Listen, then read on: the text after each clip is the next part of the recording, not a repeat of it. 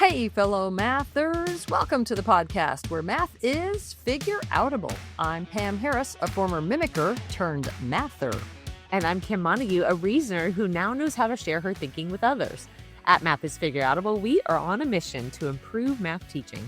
Because we know that algorithms are amazing. I was trying to decide if I was going to say historic or human, because sometimes I trade those up. I know. They're amazing historic human achievements, but they are terrible teaching tools because mimicking step-by-step procedures actually traps students into using less sophisticated reasoning than the problems are intended to develop and use. In this podcast, we help you teach mathing, building relationships with your students, and grappling with mathematical relationships. Y'all join us to make math more figure-outable. Hey. Hey. Should we tell them that we were joking about last week's episode? Yeah, let's do. Okay, So you boldly proclaimed your age to everyone. Oh, yeah. Well, I don't care. Whatever. I mean, I guess I could boldly proclaim I'm 10 years older than you. Yeah. I mean, it's a number, right? There you go. We're active. We're doing things. We are. But after you were like 25 years, really? I said, yeah, is that our silver anniversary? Like, what's the gift for that? There you go. Well, I think we're about to hit our 5-year podcast anniversary. That's got to be, is 5 years? Did we already hit it? I don't even remember. There's so many. Probably. All right. Well, like a million episodes. Almost 300 episodes. We should have a party on the 300th episode. Should we? Did I just say 300th? Is that a word? 300. 300th? Yeah. Is it? Okay. Okay. I think so. Are we having a party? Are we inviting people to the party? Oh, where will we be you figure out where we're going to be on the 300th, and maybe we'll have a team dinner. They don't care. They're like, are you getting that thing done? You and I will go have ice cream there. Wait, I'll have ice cream and you'll have salsa. Chips and salsa. Okay, there you go. All right, I'll figure it out. It's a plan. It's a plan. All right, sounds good. Golly. All right, Kim. We recently have been at a couple conferences together. Yep. I went to tons of sessions where the point was to listen to kids. Do we believe in listening to kids? Absolutely. Absolutely. We think it's super, super important. Now, to be clear, as a young teacher, I did not think it was important. I did think it was important to listen to kids, tell me about their day and how their life was going and the game. And I tried to go to kids' games and stuff, like be involved in their lives. But as far as listening to their math, to me, math was about rote memorizing and mimicking. So there wasn't much to listen to. It was like, do you have it down or not? What problem do you need me to do again? Yeah. What are you stuck on? But there wasn't a lot of, how are you reasoning? Because I wasn't reasoning. So I wasn't listening for reasoning. So we like the idea of listening to kids. Good stuff. Yeah. When we were talking about this podcast coming up, we're throwing around some ideas for it. I mentioned that I'd gone to some sessions on listening and that I kind of wanted to talk about one of them. And you said, oh, was it this one? And you mentioned the presenter's name. And I was like, oh, actually, no, not that one. Yeah. So to be clear, go ahead. Which means that there are a lot of sessions happening where people are talking about listening to kids. Hallelujah. That's fantastic. That's fantastic. And it got me thinking. One of the things that might be unique with us at Math is Figure-Outable, not like super unique, but maybe kind of unique based on all the sessions that we just went to, is that, yes, it's very important, super important to listen to kids, listen to our students, but it needs to be about more than that. Mm-hmm.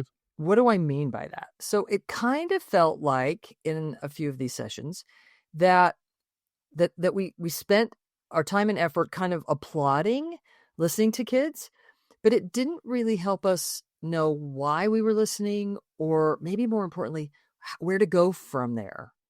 And I don't know if maybe giving a little bit of an example might be helpful. There was again, everybody was talking about listening. And in one session, we listened to a student's strategy, and I listened with an ear towards, okay, how would I represent that student strategy? What model would I choose? Why? What do I know about this kid? So that, I could choose a model. But as I was asking those questions, it wasn't so much choosing the correct model as it was, what would be a model based on what I've just heard the student do? What would be a model that might help them get more clarity around the relationships they were using, so that then they could go from there, nudge from there, do something. You're saying that was what the point was, or that was not what the point That's was? what I was doing in my I see. head. Okay. And so then when the conversation in the session was kind of stopped as soon as people agreed what the kid had done, Hmm. I looked around and nobody was modeling, nobody was drawing any. I shouldn't say nobody, but most people weren't. And for Yeah. sure the facilitators weren't encouraging it. Like it wasn't a thing to do. And then we were Mm-hmm. just done. And then we went on and moved on to another student. So Mm. what I felt uh, maybe that we just have this unique bent on is that, yes, we want to listen to students, but toward an end, like, oh, that sounds like because I'm going to now tell them what to do. It's not that. Help me, Kim.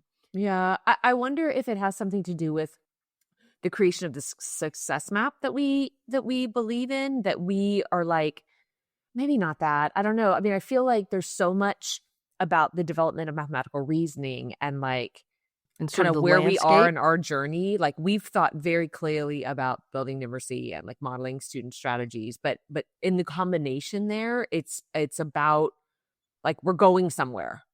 It's like listing's great, but there has to be a deeper purpose. And the purpose isn't to say, okay, now I know what you're doing wrong and I'm going to fix your steps, or now I Yes. know what you can't do. And so I'm going to fill in the gaps, Yeah. or right. Like all those computer stuff things out there right now that sort of identify quote unquote gaps and missing and Yeah. can't do. We're listening. What are students doing? What can they do? What assets do they have?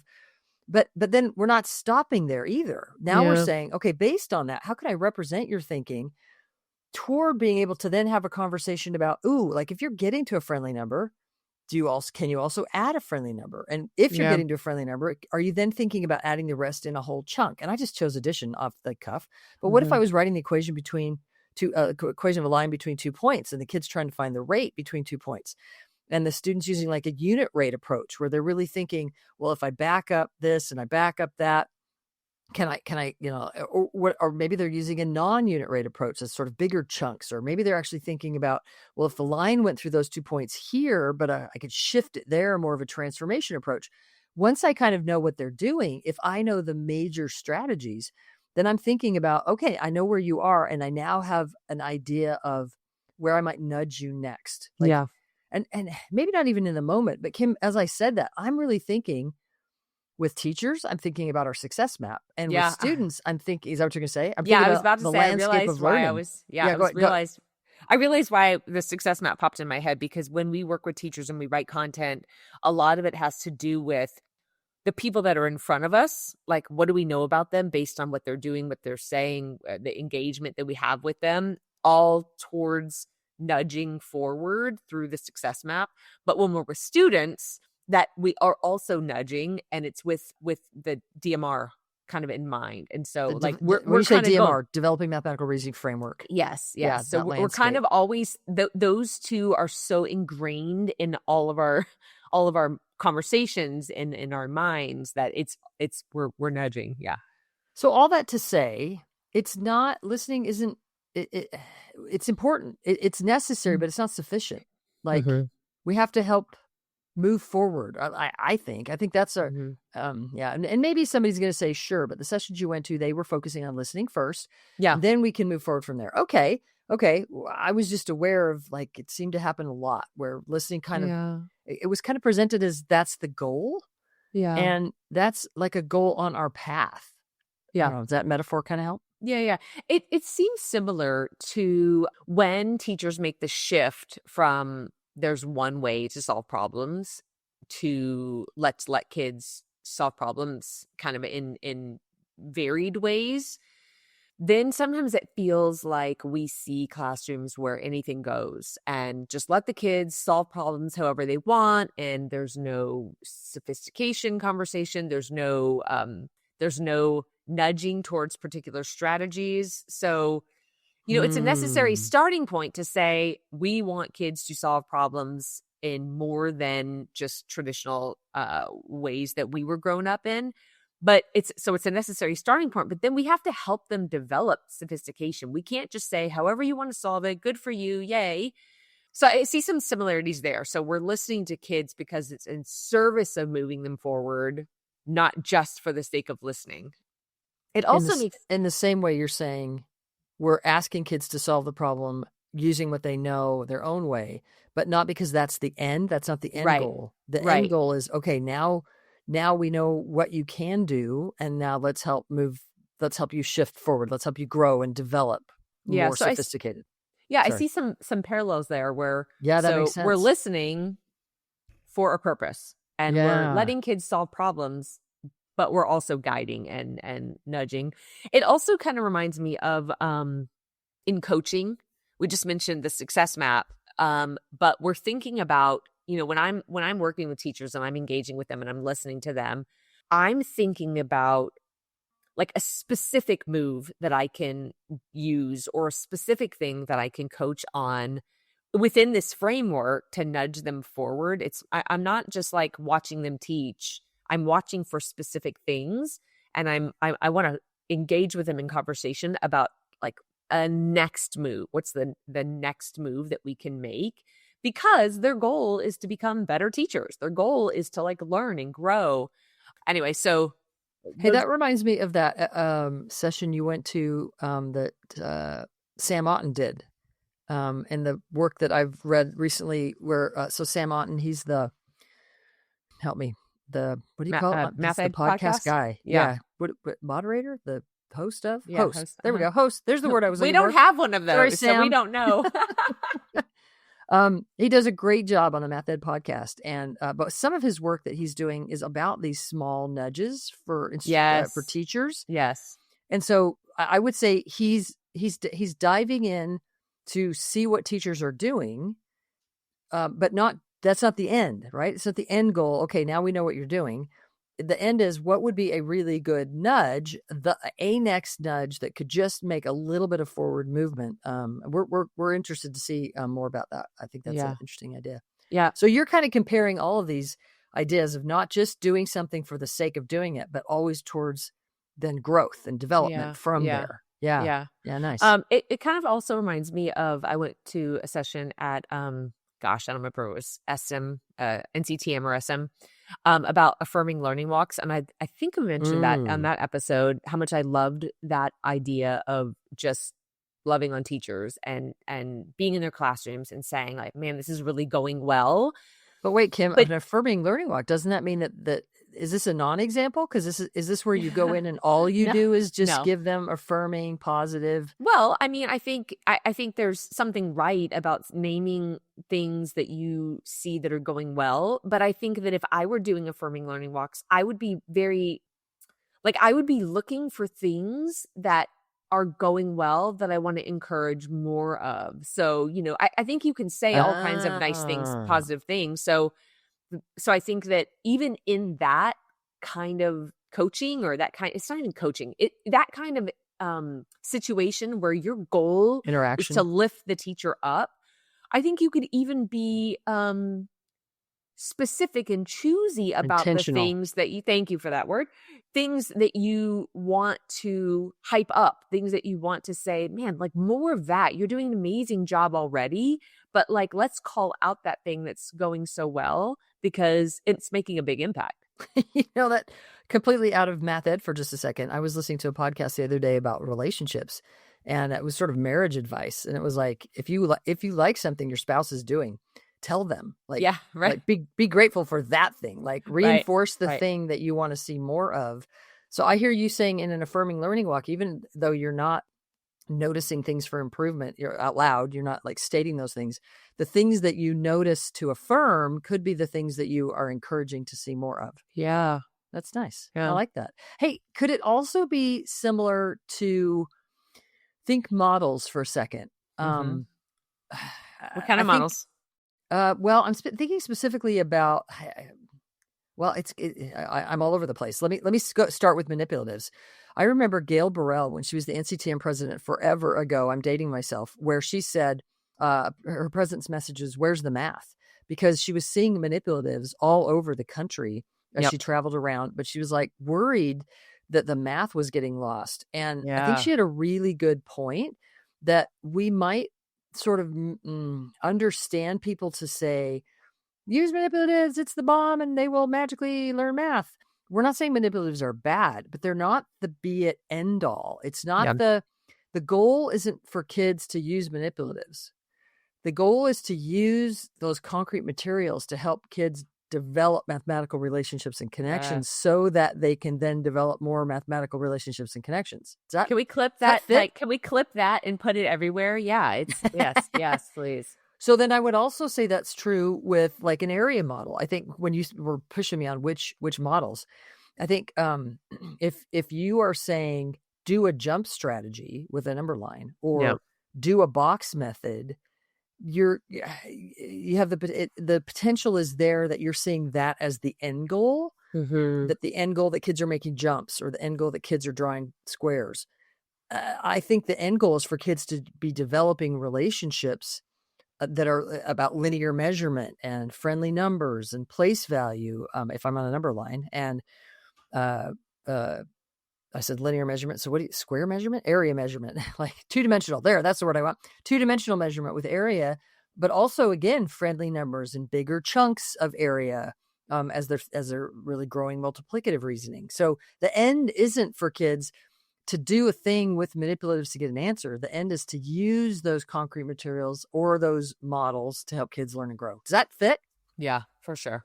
Yeah. Nice. I think when we were chatting, there was also this bit about listening to students about if your point, so we've been talking about mathematical reasons to listen, but also I want to name that if your point for listening is about creating community and helping students have a voice, even then it's not just, I'm going to watch you as you talk and I'm going to listen to you as you talk. Like, I think even in the space where it's not about listening for mathematics necessarily, you're listening for a purpose. Like, you're listening to say, okay, there's where they are, and I want to help engage more. I want to help them have a more often considered voice. I want to have a more connected voice to the rest of our group. So even then, whatever your goal is, it has to be in service of more than just.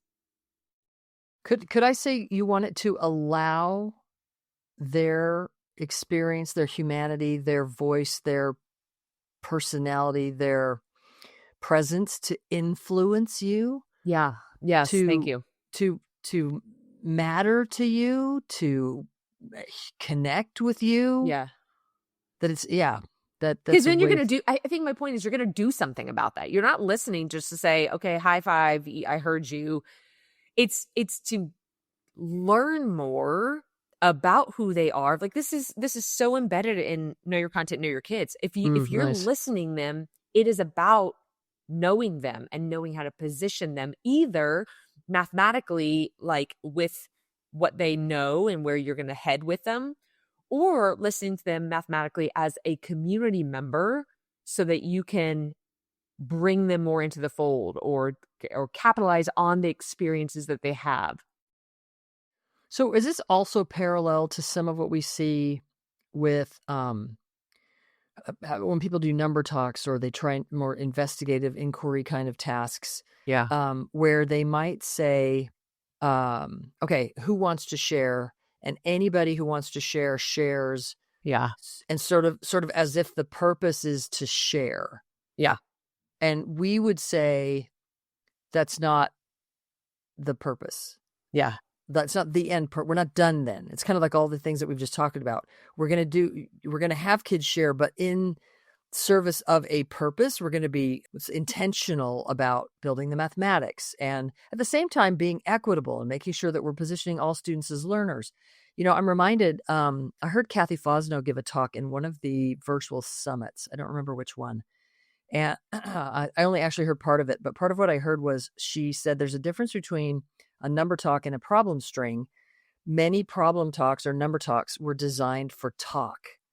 And she said that's not enough.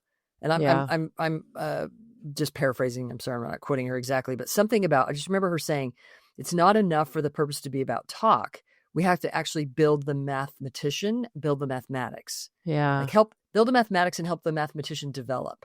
Yeah. And I've had some pretty hard conversations with some advocates of having all kids share, where they said, no, you have to have all kids share or you're not honoring all kids as learners, and you're not, what's the other word I want? Like you have to let if a kid wants to share, you have to let them share. And I would say that because I've encouraged kids to use their own strategies to solve the problem using what they know, to reason and can communicate and think and work together, because that was the starting place, I have honored their work. I have honored where they are. And that is a great necessary starting place. But then that's not the ending place. So now in the share, I'm going to actually deliberately, intentionally choose students who will help move the mathematics forward for the group. Yeah. And there might be times where I'm working individually with kids or in small groups where I might say that I'm going to, in that moment, I have a specific student share that maybe I wouldn't have share in front of the whole group for whatever reason, so that they get a chance for their work to be honored and their work to be celebrated and valued. I want to bring I want to position all kids as sense makers. And sometimes people hear me say that I'm going to choose a specific student or students to share, and they think what I mean. There's a word that is that. They think what I mean. They intuit. They assume. Thank you. They assume, because of prior experience, that I mean, I'm going to choose the most clear kid, the quickest kid, the kid who looks like they're the best or the smartest or whatever. When in reality, I'm rarely going to choose the kid who I think is going to give the most clear explanation.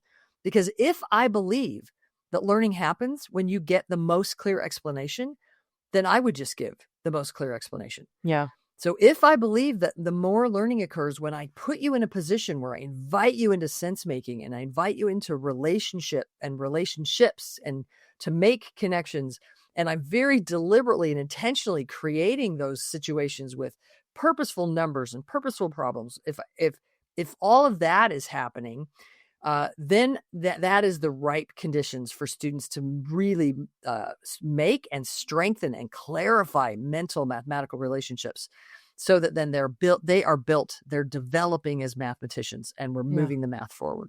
Yeah. So we started the episode by saying the idea of even listening to students was maybe something that you didn't do as an early teacher. Because you didn't know. So is listening a great step forward? Absolutely. It can absolutely feel like something to do. We want to create community. We want students and teachers to be good listeners of each other's ideas. And we want students to have voice and agency and identity as a mather. But we can also do that with the goal of moving forward. We can actually move the math forward and help the mathers develop into better mathers in our classes. Oh, that was so well said. Nicely done. So yeah, listen, absolutely, for and for a better purpose, a bigger, better, moving forward purpose. I should have just let you finish. You're so good. All right, y'all. Thanks for tuning in and teaching more and more real math. To find out more about the Math is Figureoutable movement, visit mathisfigureoutable.com. And thanks for spreading the word that math is figureoutable.